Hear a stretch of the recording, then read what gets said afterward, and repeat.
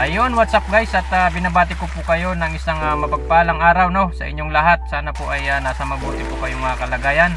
Anumang oras man dyan, anumang araw man dyan sa inyo ngayon, anuman ang iyong ginagawa no, ay lagi nyo pong tatandaan mga kaibigan, mga kalingap, ay lagi po kayong mag-iingat. Ito po ako muli, Gerald's TV. Welcome back sa aking munting channel. Mga kaibigan, ay magbigay lang tayo ng isang maiksing reaction no. At ito nga po ay patungkol kay Rina no, at kay Kalinga Prab, na kung saan itong si Kalinga Prab ay talagang hindi nagpapahuli no. Ay meron pong napansin mga kaibigan, mga kalingap, dito kay Rina. So ano nga ba ang kanyang napansin dito kay Rina? Bago siya no, dito kay Rina nung makita niya ito. So siyempre mga kaibigan, bago natin alamin yan, bago tayo gumawa ng isang reaction, ay kung bago ka pa lamang po dito sa ating channel, ay pakibisita po ng channel ni Kalinga Prab, Kuya Bal Santos Matubang, Edna Vlogs, at syempre ang ating mga kasamang Kalinga partners no, pati ang mga Kalinga reactors no, lahat po yan suportahan po natin, at bisitahin nyo po ang kanilang mga channel. Ang video ito no na ating reactionan ay nung 1 month ago na ito po mga kaibigan. At gusto ko lang reaksyonan ito mga kaibigan no, dahil nga po ako'y natutuwa no dito kay Rina, at siyempre kay Kalinga Prab at sa buong team ng Kalingap, dahil talagang grabe ang pagsuporta no dito kay Rina, na ngayon nga kahit saang lugar, malayo man o malapit, ay lagi na pong sinasama si Rina no. Na ito din ang maganda no para kay Rina, para si Rina po ay matuto at masanay no sa mga tao kung paano makipag-usap, makipag-kwentuhan, at ito nga talagang makikita naman natin no sa pagsasama ni Rina sa Kalinga Prab sa labas no, ay makikita mo yung kanyang improvement, na hindi na siya nahihiya, laging masaya. Makikita mo sa kanyang aura, sa kanyang mukha, na hindi mo makikitaan ng kalungkutan no.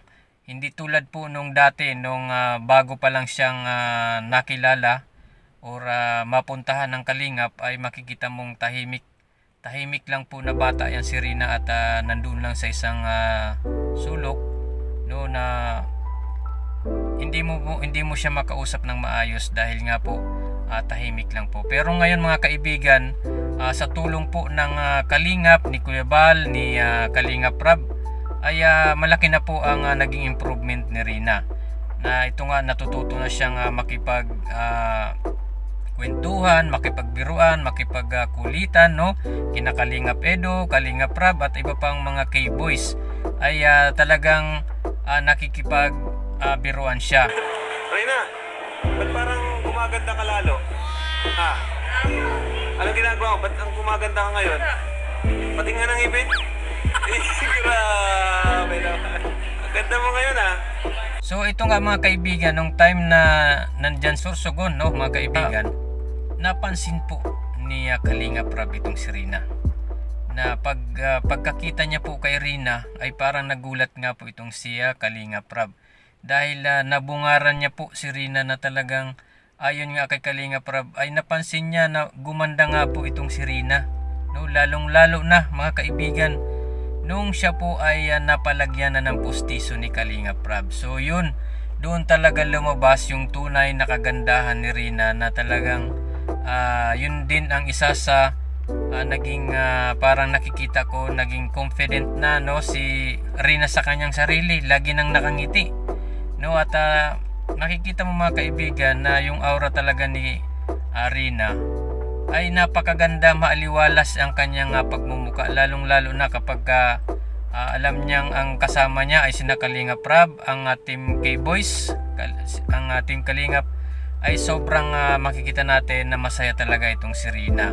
So yun nga mga kaibigan, hindi lang po mga kaibigan no, si Kalinga Prab ang nakakapansin ng kagandahan talaga ni Rina, maging ang mga viewers, mga nagmamahal kay Rina, yung mga taga-subaybay, ay kapansin-pansin po talaga na ang batang ito ay may itinatagong itsura no, maganda talaga, matangkad no, at nakakatuwa dito kay Rina, palabiro din ano itong si Rina, kaya ay yun nga napakalaki ng pagbabago ni Rina at improvement niya sa kanyang sarili.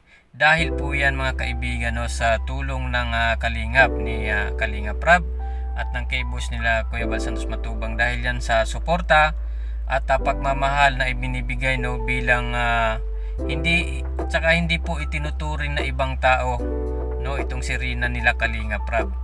No, itinuturing na kapamilya, kapatid at nakakabunsong kapatid nga no. Yun ang turing kaya Rina. Kaya maging si Rina ay talagang panatag no, panatag ang loob ni Rina dito sa Kalingap. So yun nga mga kaibigan no, yun lang ang ating reaction ngayon. Nakita naman natin na ngayon ay masaya na muli si Rina dahil nandito na naman no, or nandyan na naman sa pangangalaga ng Kalingap dahil dinala na ito si Rina ng kanyang nanay no, dito kay Ate Roda. At pinagkatiwala nga si Rina ng kanyang nanay dito kay Ate Roda na alambigan na itong si Rina ang kanyang anak ay kapag nasa Kalingap ay mapapabuti ang kanyang kalagayan. At syempre nandoon yung tuloy-tuloy na pagpapagamot kay Rina no, at naalagaan talaga at naasikaso ito kapag nandyan sa pangangalaga ng Kalingap ni katulad nito ni Ate Roda no. Hindi po yan napapabayaan ni Ate Roda. Nakikita naman natin sa mga videos niya, sa mga vlog no, na makikita mo na itinuturing din ni Ate Roda si Rina na parang tunay na anak talaga.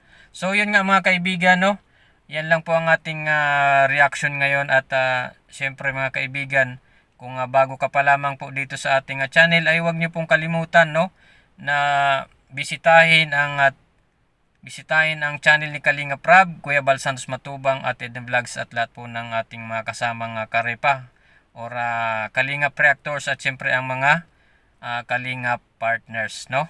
So yun lamang po at maraming salamat sa inyong panonood.